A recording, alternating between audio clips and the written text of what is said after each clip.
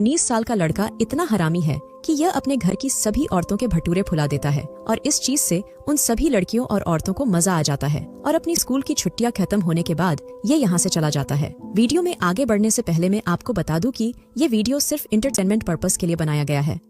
आइए देखते हैं, बैठ मजा आएगा।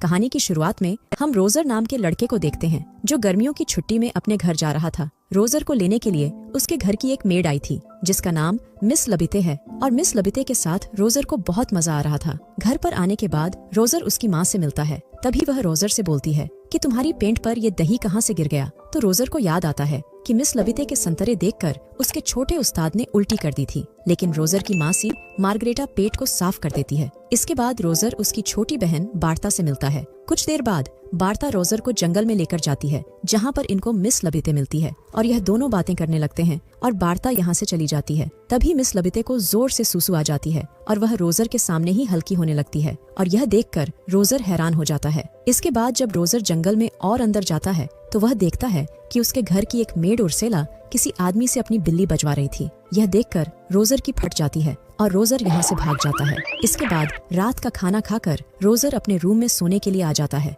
लेकिन तभी रोजर को बाहर से कुछ आवाज आती है और ये अपने रूम से बाहर देखने लगता है। रोजर देखता है कि घर की एक मेड हेलन झुककर खड़ी थी और कोई आदमी इसका तबला बजा रहा था, लेकिन रोजर उस आदमी को नहीं देख पाता है। इसके बाद रोजर सोने लगता है तो इसके बिस्तर से बार्ता निकलती है। बार्ता रोजर को बताती है कि हमारी मासी मार्गरेटा अभी तक जवान है क्योंकि उसे मर्दों से बहुत डर लगता है, लेकिन रोजर बार्ता की बातों को अनदेखा करके हेलन के ख्यालों में ही खोया हुआ था। तभी यहाँ पर बार्ता की बेबी सीटर केट आ जाती है और बार्ता को यहाँ से भगा देती है। अगले दिन घर की सभी मेड नदी किनारे नहाने के लिए जाती है और उनको देखने के लिए रोजर और बार्ता भी यहाँ पर आ जाते हैं। तभी गांव के कुछ आदमी अपने काम पर जा रहे थे, लेकिन ये सभी जब इन लड़कियों को देखते हैं तो ये सभी यहाँ पर रुककर अपना पप्पू इनको दिखाते हुए उनके सामने ही हल्के होने लगते हैं। इतना सब कुछ देखने के बाद ये मेड कहा पिछने हटने वाली थी, इसलिए ये सभी मेड भी अपना तबला इनको दिखा देती है। इसके बाद हम देखते हैं कि घर पर रोजर के पापा और उसकी बड़ी बहन एलिसा आती है और रोजर बहुत टाइम बाद उसकी बड़ी बहन से मिला था। एलिसा सभी से अच्छे से मिलती है,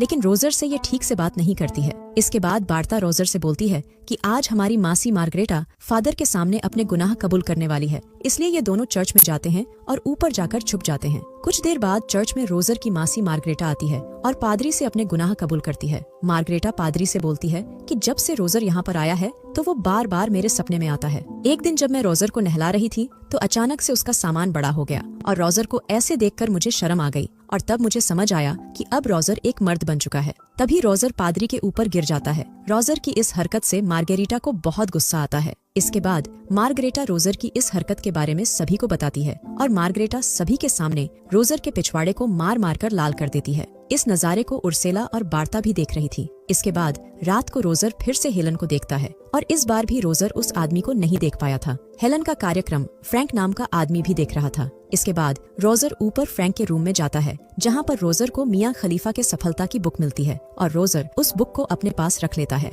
अगले दिन रोजर उस बुक को लेकर मुर्गियों के घर में घुस जाता है और मियाँ खलीफा के सफलता के बारे में पढ़ने लगता है। तभी यहाँ पर उर्सेला मुर्गियों को दाने डालने के लिए आती है। इसके बाद एक नौकर यहाँ पर आता है और उर्सेला को खिड़की में बंद कर देता है और बाहर जाकर उर्सेला का तबला बजाने लगता है। ये देखकर रोजर उर्सेला को बाहर निकालने के लिए जाता है तो उर्सेला बोलती है कि थोड़ी देर रुक जाओ, ऐसा एहसास मुझे पहली बार मिल रहा है। जब रोजर बाहर जाकर देखता है, लेकिन तब तक उस नौकर का काम हो गया था। इसके बाद जब रोजर घर के अंदर जाता है तो वह एलिसा की बुक को मियाँ खलीफा की बुक से बदल देता है और यहाँ से बाहर चला जाता है। जब एलिसा मियाँ खलीफा के कांड के बारे में पढ़ती है तो उसे भी मजा आ जाता है, इसलिए एलिसा बाहर जाकर बुक को पढ़ने लगती है। अगले दिन एक आदमी सभी को बताता है कि जर्मनी ने फ्रांस पर हमला कर दिया है, इसलिए सभी आदमियों को सेना में जाना पड़ेगा और रोजर के घर के सभी आदमी रेडी होकर जंग में जाने के लिए यहाँ से निकल जाते हैं और सभी औरतें अपने अपने आदमियों को विदा कर देती है। अब रोजर का रास्ता बिल्कुल साफ था और ये एक एक करके सभी का तबला बजा देगा।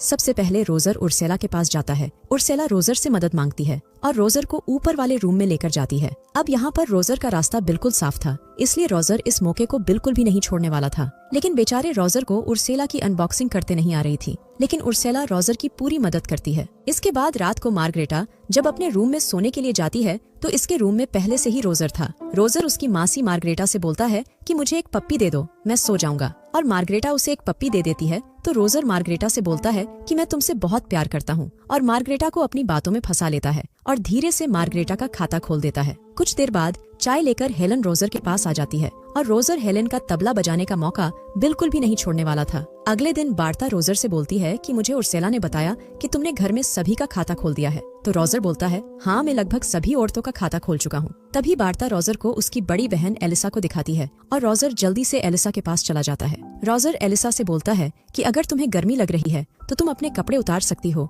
तो एलिसा यहाँ से जाने लगती है, लेकिन रोजर उसे रोक लेता है और बोलता है कि तुम अपने कपड़े यहीं पर उतार सकती हो, और रोजर इसके कपड़े पर अपना हाथ डाल देता है। एलिसा उसे मना करती है, लेकिन रोजर नहीं रुकता है और यहाँ पर रोजर एलिसा का भी खाता खोल देता है। कुछ देर बाद एलिसा यहाँ से जा रही थी, तब बार्ता एलिसा को देखकर समझ जाती है कि रोजर ने एलिसा के साथ क्या किया है। इसके बाद रात को हेलन और उर्सेला रोजर के पास आती है और दोनों का काम होने के बाद ये चली जाती है। कुछ देर बाद रोजर की मासी मार्गरेटा अंदर जाती है और अब रोजर के बारे में सभी को पता चल गया था। कुछ दिन बाद एलिसा रोजर को बताती है कि मैं प्रेग्नेंट हूँ और अगर यह बात माँ को पता चली तो हमारी खैर नहीं। इसके बाद हम देखते हैं कि युद्ध खत्म हो गया था और सभी मर्द घर पर आ गए थे। इसके बाद रात को रोजर के पास उर्सेला आती है और बोलती है कि मैं प्रेग्नेंट हूँ, लेकिन इस चीज से उर्सेला को कोई प्रॉब्लम नहीं थी। उर्सेला के जाने के बाद रोजर के पास मार्गरेटा आती है और ये भी यही बोलती है कि मैं भी प्रेग्नेंट हूँ। तो रोजर उससे बोलता है कि तुम फ्रैंक से शादी कर सकती हो क्योंकि वो तुम्हें पसंद करता है और इसके बारे में किसी को पता भी नहीं चलेगा,